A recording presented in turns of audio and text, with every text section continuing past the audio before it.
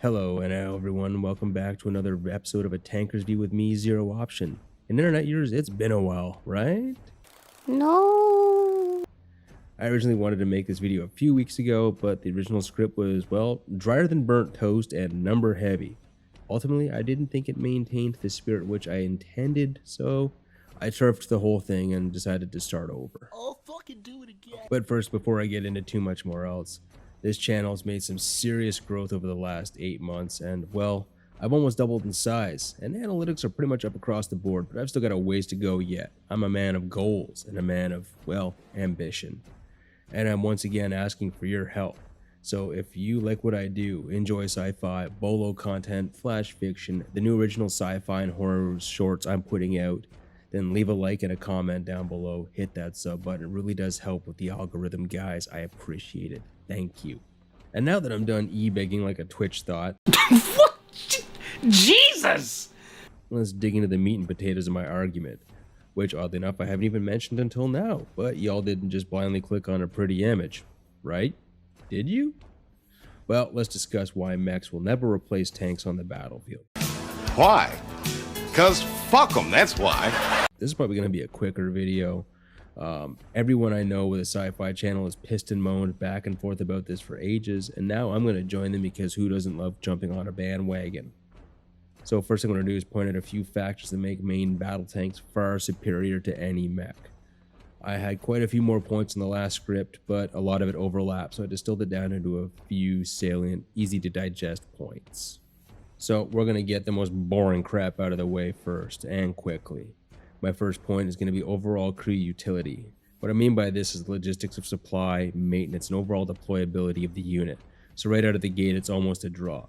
Tanks require constant supply chains to replenish fuel, ammunition, unless using exotic weapons and power sources. Mechs probably wouldn't require as much in fuel, as no petrol turbine is going to produce enough juice to move it, so it's probably going to need an exotic power source. And same with ammo. There's not a whole lot of room in mechs for ammunition. So tanks, well, they can be fixed by as few as a single crewman on the battlefield, for the most part without specialized support. Blow a track or road wheel, and sure it sucks, and yeah, sure you're down for an hour, and everyone's pissed at you, and geez, that got a little bit real there for a second, guys. Anyway, moving on. Mechs, on the other hand, if they lose a leg, bust a toe, etc., they require cranes, gantries, technicians. In other words, it can cost 4 times as much time and manpower and equipment just for a similar mobility issue. And finally, both units require time to deploy in numbers to the battlefield. But small numbers can usually be deployed right away if transport's available. Hell, even the shitty-ass Scorpion from Halo can be air deployed. And aside from the major pros and cons, this category, without going into obscene levels of details, I'm going to call it a draw between the two for utility. Alright, so next up is survivability, guys. What I mean by this is weak points, armament, maneuverability, and the tank handily takes it in all categories on this one. So to take out the trash first, energy weapons are line of sight only. So ground level fighting is going to limit them greatly. The lack of elevation in traverse for most mechs is too rather crippling, especially in urban environments. And holy crap on a Cheez-It, would you just look at all those weak spots? Just look at them. No. You might as well just blow this thing up yourself and save the enemy some money. And don't even get me started on maneuverability. And because Star Wars is the absolute worst offender on my list, and because I like to piss off one major franchise per week, I'm going to look at them. The slow, unwieldy, and at most times they have the turning radius of a fucking cruise ship. On a side note, I have no idea how both the Republic and Empire can actually manage to win any fight they were engaged in. Seeing as both organizations were commanded by officers so inept, I wouldn't put them in charge of a child's paintball party, let alone a galactic military force. So, raging on. Tanks can vary ammunition, usually on the fly too, if the threat's been accounted for, obviously. And here's just some types available: heat, sabot, canister, white phosphorus, hyperbaric, and even gun-launched missiles. Plus, they've got usually 270 degree, minus 20 degree to plus 40 degree elevation in traverse. And that gives the main battle tank over the horizon capability that, well, 90% of mechs just don't enjoy. And as for maneuverability, tanks can turn on a dime and give you 9 cents change, so yeah, they fuck. And powering on to our final category, other. No, seriously, that's the title of it, other, where I'm going to touch on doctrine, chassis adaptability, and lastly, as a pity prize to the mech fanboys out there, I'm going to point out the one and only way I ever see mechs being useful on the battlefield.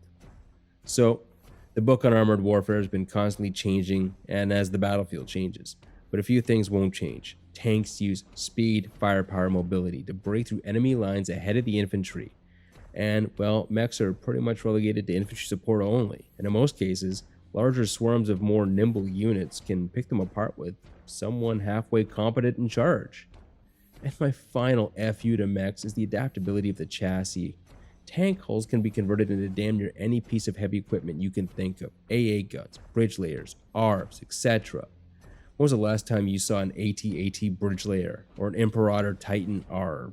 Seriously, have you? And like I was talking about, the small consolation prize I found for the fanboys, the one legitimate use for mechs in warfare, infantry heavy weapons support. Think GDI Wolverine or the APU from the Matrix. Not exactly full mechs, more like exoskeletons, but they serve their intended roles exceptionally well. So there's always that. So ladies and gents, that's pretty much my reason tanks will dominate compared to mechs always on the battlefield. It may not be pretty, it may not be overly in-depth, but it works. Again, everyone, if you enjoyed this video, toss a comment down below, hit that thumbs up button, and don't forget to subscribe. With that, I hope to see you on the next battlefield. Peace out.